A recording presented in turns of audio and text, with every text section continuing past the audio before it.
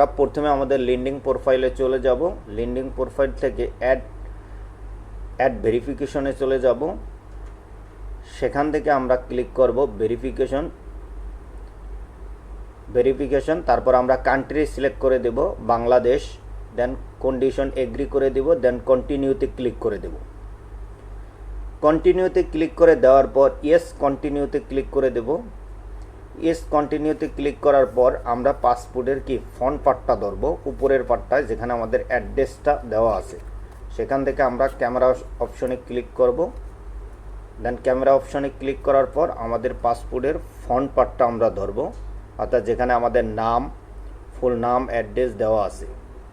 সেটা আমরা সুন্দরভাবে আসলে আমরা ক্যাপচারটা তুলে নেব, ক্যাপচার করে নেব। জাস্ট একটু সময় নেবে। তারপর ইউজ দিস ফটোতে ক্লিক করব। ইউজ দিস ফটোতে ক্লিক করার পর প্রসেসিং আইডি একটু সময় নেবে। তারপর তোমার পাসপোর্টের সম্পূর্ণ তথ্যটা এখানে চলে আসবে। তথ্যটা একবার দেখে নেবা, তারপর অ্যাকসেপ্ট অ্যান্ড কন্টিনিউতে ক্লিক করবা। এবার আসবে স্ক্যানিং, কন্টিনিউতে ক্লিক করবা। কন্টিনিউতে ক্লিক করার পর স্টার্ট স্ক্যানিং। স্টার্ট স্ক্যানিংয়ে ক্লিক করার পর পাসপোর্টের যে উপরের ফ্রন্ট পার্টটা আছে সেইটা ধরতে হবে। সেইটার উপরে তুমি তোমার মোবাইলটা একটু লাড়াচাড়া করতে হবে। লাড়াচাড়া করলে তোমার একটু সময় লাগতে পারে, হয়তো 2-3 বার বা 4 বার ট্রাই করবা। তারপর দেখবা এই জামাটা হয়ে গেছে, স্ক্যানিং কমপ্লিটেড। এরপর আমাদের এরকম একটা পেজে নিয়ে আসবে, যেখান থেকে গেট স্টার্টে ক্লিক করতে হবে। গেট স্টার্টে ক্লিক করার পর আমাদের কি করতে হবে, আমাদের একটা সেলফি নিতে হবে। আমরা প্রথমে খুব আলোতে জায়গায় যায় আমাদের সেলফিটা নিব, যেখান থেকে ক্লিয়ার বোঝা যায়। প্রথমে আমাদের মেইনটা, তারপর লেফট, তারপর রাইট, তাহলে আমাদের সেলফিটা কমপ্লিট হবে।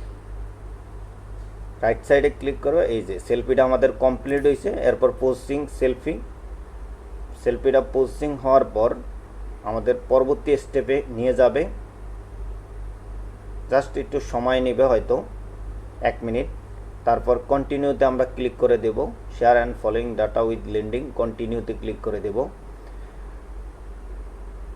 কন্টিনিউতে ক্লিক করার পর দেন আবার continue. Thank you for verify your identity, অর্থাৎ আমাদের আইডেন্টিটিটা যে ভেরিফাই হচ্ছে সেখান থেকে আমরা এটা কন্টিনিউতে একটা ক্লিক করে দেব।